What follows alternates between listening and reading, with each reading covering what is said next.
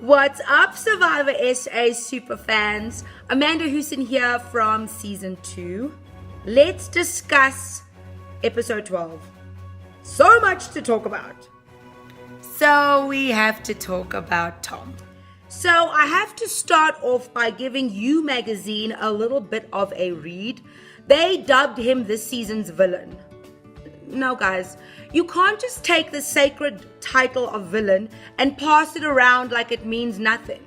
Marion DeVos, Shane Hetting, these are proper Survivor villains. I don't think that Tom's castmates think that he's a villain. I think they think he's annoying. You can't be a villain because you're annoying.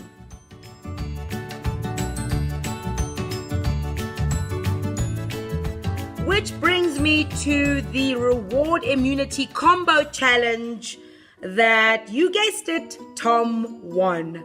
Now, don't get me wrong. I take nothing away from Tom for winning that challenge. It is hard to win something on Survivor, okay? So, well done to him. I thought it was a great moment for him, and I'm sure for his fans. But it did feel a little bit like when Scar took over the Pride Lands. Way too much power for one person, and his ego showed it. So you get to choose who goes with you on the reward. You get the reward itself. You win immunity. You get to ban someone to Exile Island. That's a little bit too much power to give to Tom. Someone else, maybe, but not Tom.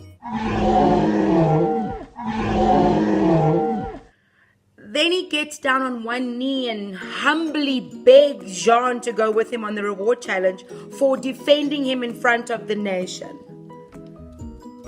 Bit of a stretch, no? A little bit too much.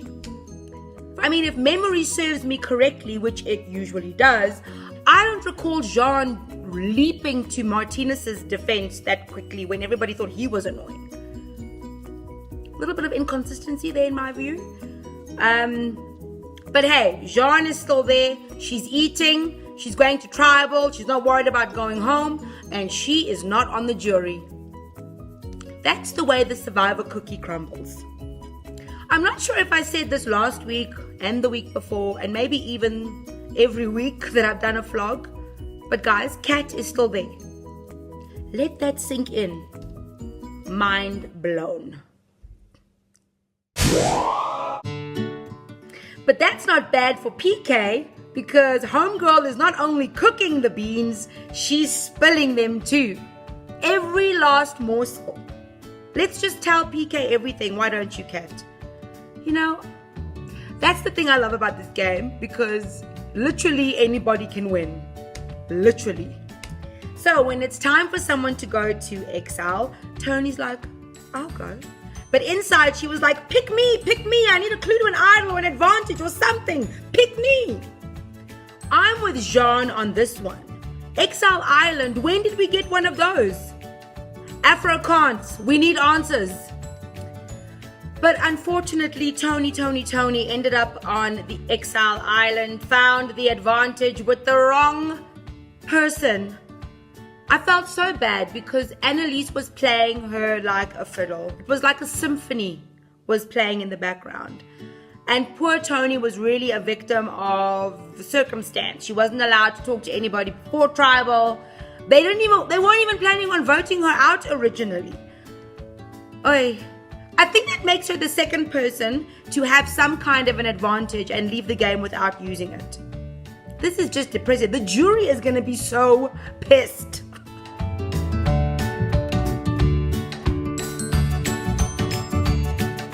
Here's something that you may or may not know. When the jury exits the game, they're not sequestered. They're spending a lot of time together. Breakfast, lunch, I'm sure even a couple of drinks. So a gritty, passionate player like Tony could really do quite a little bit of damage on the jury if she has an agenda about who she'd like to see take home the winning prize and the title of Sole Survivor. That is something that I hope the players are thinking about, because they're pissed. I love rooting for the underdog. So I'm really hoping that PK is not the next one to leave the island. Unfortunately, he is in a very precarious position. Hopefully he can win immunity and throw a bit of a monkey wrench in everybody's plans. And Elise is sitting really pretty though, guys, because she hasn't really ruffled any feathers. And she has an advantage that nobody knows about. The only other person that knows has left the building. So I really can't wait to see what's going to happen next, because this is a little bit of a tipping point in the game. It's make or break. That's it from me for this week. Make sure you tune in 7 p.m. Thursdays on Mnet. I don't think you want to miss what's going to happen next. Bye.